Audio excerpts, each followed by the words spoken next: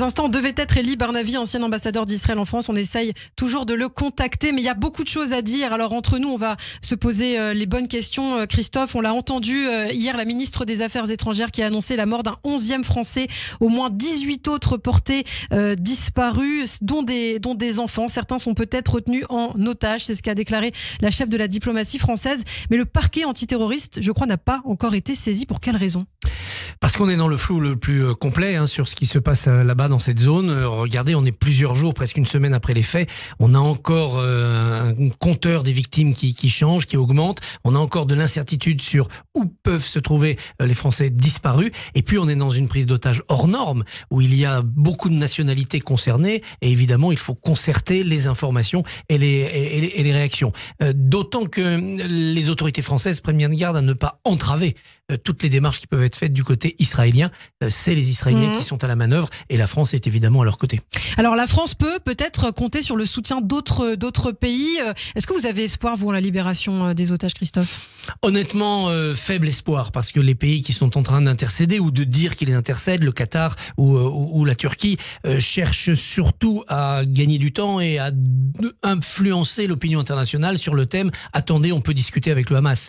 Et donc ce n'est pas le moment de déclencher des opérations de représailles. Il y a une part de géopolitique dans l'intervention de ces pays qui prétendent pouvoir et vouloir faire libérer des otages. On a vu hier d'ailleurs avec la première vidéo d'une libération d'otages sur Al Jazeera que ce n'était pas vrai. Absolument, c'est une guerre psychologique. Voilà, donc il y a une guerre psychologique, il y a une guerre d'influence diplomatique. Le but est peut-être d'obtenir des libérations d'otages, peut-être qu'il y a de la sincérité de la part de ces pays. Il y a aussi l'idée de dire, mais attendez, vous voyez, Israël est allé trop vite dans ses représailles, Israël frappe trop tôt, il fallait laisser le temps de la négociation.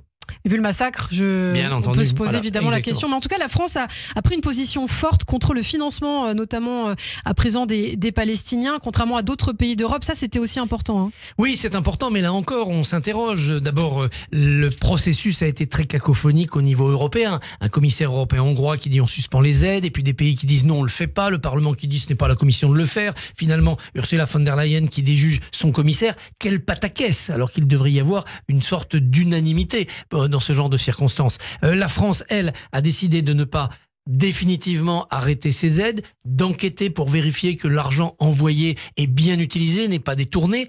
A-t-on véritablement les moyens de cette enquête aujourd'hui pour être sûr qu'aucun euro, aucun dollar n'arrive dans l'achat d'armes? Et puis surtout, pourquoi on le fait aujourd'hui seulement? C'est avant, c'est quand on donne de l'argent qu'on vérifie en amont si l'argent va être bien utilisé par des ONG sur le terrain et pas détourné à des fins militaires. C'est un peu tard maintenant de mener cette enquête. Et surtout qu'une prime est aussi donnée aux terroristes, on le sait, par l'autorité palestinienne. Nous avons retrouvé Elie Barnavi. Christophe Barbier, votre invité, donc, est avec nous. Bonjour Elie. Bonjour. Et je vous laisse au micro de Christophe. Bonjour Excellence, merci de nous parler ce matin. Est-ce que vous nourrissez, vous, de véritables espoirs en matière de libération d'otages quand vous voyez le Qatar, la Turquie ou la Croix-Rouge dire qu'ils ont déjà des contacts? Non, pour l'immédiat, hélas, sûrement pas. Je ne pense pas que ça va se régler maintenant. Mais il est bon qu'il y ait ces contacts. Mais il faut craindre pour la vie de ces otages. Vous savez, déjà ils sont sous les bombardements, donc leur sort est très problématique. Et puis on a affaire à une organisation qui n'est pas connue pour son respect du droit humanitaire, des lois de la guerre. Et donc, alors le seul espoir que j'ai, c'est qu'ils vont essayer de monnayer. C'est ça l'idée. C'est pour ça qu'ils les ont amenés. Ils ont des milliers de prisonniers ici. Et ils vont essayer de les monnayer. Donc, c'est pour ça que je pense qu'ils ne vont pas leur faire du mal, bien qu'ils aient menacé, vous le savez, de commencer à exécuter les otages tant que les bombardements continuent. Est-ce qu'il faut libérer des prisonniers du Hamas qui sont dans les prisons israéliennes en ce moment, sachant qu'il va y avoir une guerre totale contre le Hamas? C'est peut-être pas trop grave, c'est peut-être sans conséquence de libérer ces prisonniers. Non, c'est pas maintenant que ça va se faire. Vous savez, tant que les combats durent, il ne se passera rien. Mais après, oui. Après, je pense que ce sera l'une des premières mesures d'après-guerre. Et vous savez, cette histoire d'après-guerre est extraordinairement nébuleuse. On ne sait pas comment on va sortir de cette campagne. Et pour moi, c'est la question la plus cruciale. On est entré là-dedans, tout simplement. Il s'y déroule une campagne de bombardement extrêmement dure, prélude sans doute une incursion terrestre. On parle de détruire le Hamas, de détruire ses capacités militaires, mais pouvoir. On a quelques difficultés à vous entendre, Elie Barnavi. Oui, est-ce qu'on m'entend? Oui. On vous entend, allez-y. La liaison n'est pas excellente. Est-ce que vous craignez un embrasement général de la région une fois que l'offensive terrestre aura commencé? Est-ce que ce n'est pas d'ailleurs le souhait du Hamas d'entraîner les autres pays voisins dans une guerre totale contre Israël?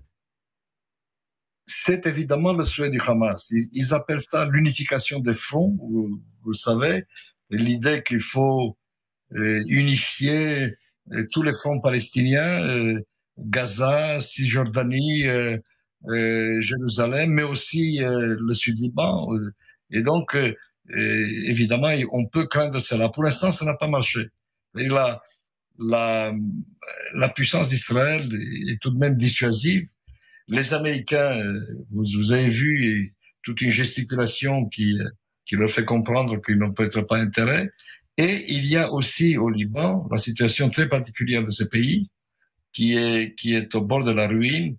Et la dernière chose dont ils ont besoin, c'est une guerre avec Israël de plus, où nous avons déjà massé des dizaines de milliers de soldats. Le Hezbollah n'est pas populaire au Liban. Vous savez, il est populaire au sein des chiites, et encore pas tous, mais pour les autres communautés, c'est un épouvantail.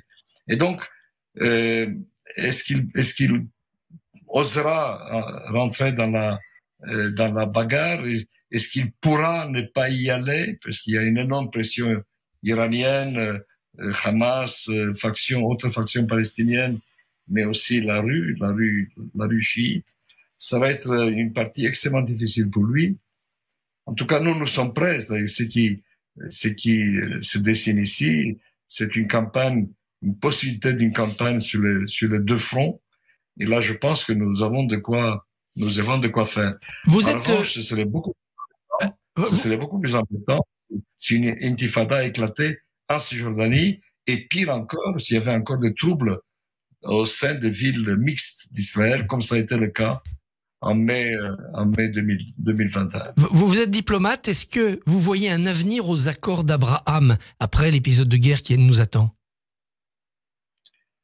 Oui, je vois un avenir pour une raison très simple, c'est que ce n'est pas seulement l'intérêt d'Israël. Vous savez, les Émiratis, comme le Bahreïn et surtout le Maroc, ils ont reçu des très beaux cadeaux pour signer ces accords, et je ne les vois pas y renoncer. Les Émirats sur la forme d'avions très sophistiqués, et puis des liens importants avec Israël qui ne sont pas tous visibles à l'œil nu. Et les Marocains, vous le savez, sous la forme de la reconnaissance par les Américains de la marocanité du Sahara, ce qui pour eux est très important. Si vous connaissez le Maroc, vous savez qu'il y a deux choses sacrées dans ce pays, c'est le roi et le Sahara. Tout le reste, c'est ça qui compte. Or là, en finir avec les accords d'Abraham, ça veut dire renoncer à ça. Et ça, je ne les vois pas faire. Donc, on peut imaginer une espèce de baisse de la chaleur des liens, toutes sortes de choses, mais pas de suppression totale, cela non. En revanche, ce que je vois, c'est que l'Arabie Saoudite, qui était en train de se rapprocher d'Israël pour une espèce de nouvel accord d'Abraham, elle n'en fait rien en ce moment. Elle n'en fera rien. C'est vraiment pas le moment pour eux. Et de ce point de vue-là, c'est pas un échec, mais c'est un report, si vous voulez. Là encore, il y a une logique profonde. C'est pas que les Saoudiens se soient convertis au sionisme, mais il y a une logique politique, diplomatique, sécuritaire profonde, et on finira par y arriver. Est-ce Est-ce que la division de la société israélienne depuis de nombreux mois autour de la réforme judiciaire peut expliquer, selon vous, l'effondrement de la sécurité et du renseignement qu'on a vu la semaine dernière? C'est une question difficile. Vous savez, là, il s'est passé qu'il y a une espèce d'effondrement du système immunitaire israélien. C'est ça qui s'est passé. C'est-à-dire là, avec ce coup judiciaire absurde et criminel, ce que Netanyahou a réussi à faire, c'est de briser la société israélienne. C'est d'aliéner les élites, c'est de dresser les Israéliens les uns contre les autres, les communautés les unes contre les autres. Et il s'est attaqué à tous les corps professionnels, y compris à l'armée. On a entendu des choses. Vous savez, l'armée était la vache sacrée dans ce pays. On a entendu de la part de la Pietà, on a entendu des choses incroyables. Encore maintenant, après l'attaque contre le Hamas, on a entendu des gens dire que c'est la trahison des officiers et que certains auraient ouvert le portail, vous savez, à la Russie. Alors évidemment, tout cela joue, tout cela a une importance. Ajoutez à cela le fait que il y avait cette espèce d'hubris. Vous savez, nous avons cette muraille formidable.